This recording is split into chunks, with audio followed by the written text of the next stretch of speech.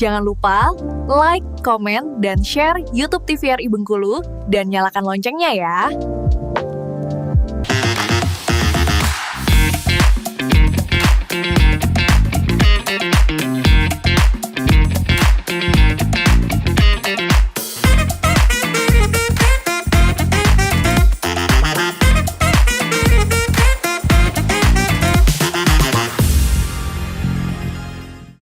Obrolan pas di sini kembali lagi pemirsa Opini. Nah, untuk Anda sebelumnya jangan lupa nih yang belum subscribe YouTube channel TVRI Bengkulu, subscribe sekarang juga ya biar bisa nonton Opini ini kapan saja dan juga di mana saja, dan pastinya Anda akan tahu ada episode terbaru apa dari Opini. Nah, kita lanjut ngobrol bersama dengan Indah. Nanda, boleh cerita Indah tahap-tahap seleksinya, terus juga mulai dari tahun kapan Indah menjadi seorang moderate millennial agent?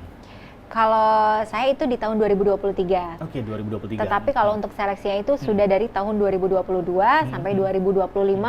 Pas di Juli 2025 itu pengukuhan untuk seluruh Indonesia. Oke. Kalau flashback kembali ke awal kemarin itu untuk Bengkulu itu di tahun 2023 ada PKPAI, Pembinaan Kompetensi Penyiar Agama Islam di Bandar Lampung kemarin Bang. Jadi untuk Provinsi Lampung, Bangka Belitung, Bengkulu itu melakukan pembinaannya di Bandar Lampung. Oh, gabung jadi satu. Gabung jadi satu. Jadi untuk perwakilan di Provinsi Bengkulu kemarin ada 18 orang dari masing-masing media televisi dan radio di Provinsi Bengkulu, ada dari Kepahyang juga, kemudian di Kaur juga ada, Bengkulu Tengah, Kepahyang, Curup, dan di Provinsi Bengkulu. Jadi total ada 18 orang yang mengikuti pembinaan di Bandar Lampung selama 2 hari kemarin. Dan teman-teman itu adalah perwakilan dari media masing-masing. Media masing-masing. Kalau untuk di Lampung juga seperti itu, di Bangka Belitung juga seperti itu. Dengan pembinaan itu mereka memilih 2 orang masing-masing provinsi yang akan ditetapkan menjadi MMA. Nah, untuk Bandar Lampung ada 2, kemudian juga Bangka Belitung ada 2, dan untuk Bengkulu kebetulan kemarin ada untuk laki-lakinya itu tidak memenuhi kriteria usia. Usia kemarin. Udah lewat ya usia. Sayang sekali cuma selisih bulan sih sebenarnya. Jadi akhirnya cuma 1 orang. Jadi untuk perempuannya saja. Tapi kalau untuk di seluruh provinsi itu masing-masing ada 2 orang perwakilan. Gitu ya. Jadi selama 2022, 2023, 2024 tetap seleksi karena kan prosesnya panjang ya Bang ya, karena ke provinsinya masing-masing seperti itu. Dan 2025 sudah ditetapkan semua di masing-masing provinsi, sudah ada MMA-nya, akhirnya dikukuhkan di bulan Juli, tepatnya tanggal 11 Juli 2025, bulan lalu nih, tepatnya bulan lalu kami dikumpulkan untuk pengukuhan, inaugurasi. Di sana ada sedikit pembekalan tentang konten kreator, kemudian juga ada tentang apa sih moderasi beragama dari tokoh-tokoh publik, dai muda, karena ini apa namanya, kita itu kan dari anak-anak muda. Tentu kan pasti yang menyampaikan harus anak-anak muda, biasanya lebih cocok gitu ya. Ada konten kreator Sahil Muncela kemarin yang viral juga di TikTok gitu, yang memberikan bagaimana sih cara berkonten itu, satu konten setiap hari itu sangat penting karena itu sebagai investasi kita. Gitu. Oke, karena kita nggak tahu ya viralnya itu entah kapan nih bersama ini, bisa saja kita buat kontennya sekarang, mungkin 3 tahun, 2 tahun, atau juga 5 tahun, atau 50 tahun lagi seperti lagu ya, baru viralnya. Sekarang atau 50 tahun lagi ya. Betul, gitu, oke. Nah, teman-teman ini diseleksi, terus juga dipilih dari masing-masing perwakilan media pada saat itu. Nah, untuk fungsinya atau juga tugasnya Indah, ini apa sih sebenarnya tugas dari seorang moderate millennial agent ini yang di bawah naungan Kementerian Agama ini?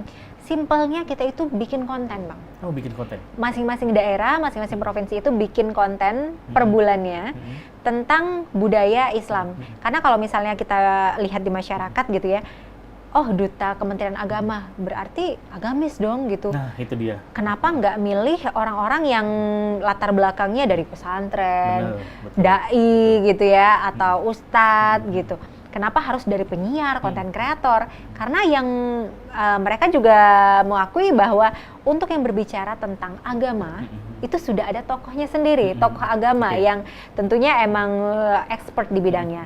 Tetapi kalau MMA ini adalah orang-orang penyiar, konten kreator yang sudah terbiasa dengan konten, sudah terbiasa di era digital, era media, yang tugasnya untuk membuat konten berkomunikasi agar mempengaruhi orang lain untuk bisa memperkenalkan budaya Islam di daerahnya masing-masing. Oke, karena sasarannya adalah ke anak-anak muda gitu. Betul. Ya, kalau datang ustadz atau kiai ke tongkrongan anak muda kan, ya ustadz, ya ustadz, Iya. cuma iya aja mungkin anak muda. Betul. Tapi kalau sama-sama kita, itu akan lebih cepat mengenanya itu ya. Lebih lebih ringan gitu ya, dan lebih masuk biasanya Benar-benar. kepada anak-anak, apalagi generasi Z ya. Oke. Generasi Z ini kan kalau kita lihat tidak suka pembelajaran yang monoton.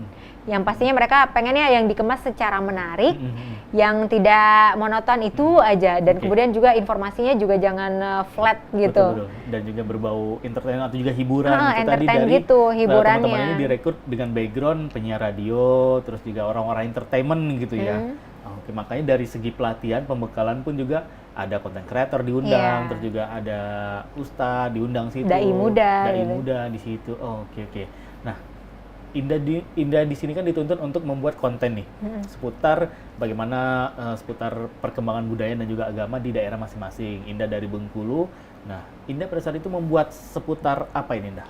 Dari kontennya? Dari kontennya yang sudah dibuat, itu saya mengangkat tentang batik Besure. Oke. Batik Besure di Bengkulu. Sudah banyak yang mengenal batik Besure. Betul. Di setiap provinsi itu kan biasanya ada batik, ciri khas batiknya masing-masing. Nah, apa sih keunggulan dari batik Besurek itu? Kalau kita angkat juga, ini kan ada budaya Islamnya juga ya Bang ya. Kalau dulu batik Besurek di Provinsi Bengkulu ini hanya digunakan oleh orang-orang tokoh publik, tapi sekarang seluruh masyarakat juga bisa mengenakan batik Besurek, dan anak-anak muda pun sebenarnya bisa menggunakan batik Besurek dalam kesehariannya dengan mungkin outer atau lain sebagainya, dan dengan cara yang lebih gaul gitu.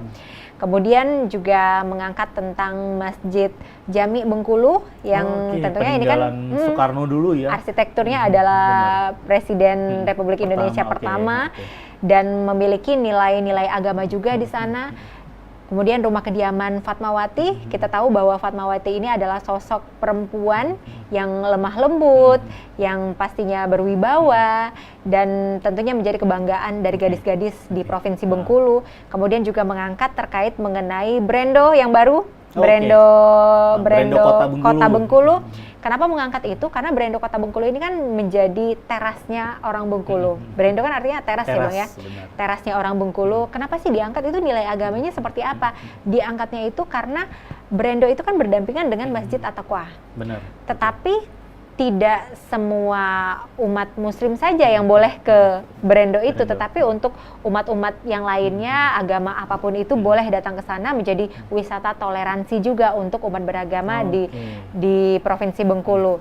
Kemudian juga untuk makanan khasnya ngangkat terkait mengenai lepek binti, lepek beinti ya kalau dulu ya. Lepek binti ini kan adanya ketika bulan Ramadan biasanya dijual kan. Benar. Ketika bulan Ramadan baru ada gitu ya. Kalau saat ini kan agak sulit ditemukan ya Bang ya, hanya beberapa. Tapi kalau misalnya untuk ketika bulan Ramadan itu banyak tuh takjilnya orang Bengkulu itu lepek binti gitu, karena memiliki ciri khas yang manis, karena kita disunahkan juga kalau misalnya makan berbuka itu dengan yang manis-manis gitu kan. Jadi lepek binti kebalik malahan ya.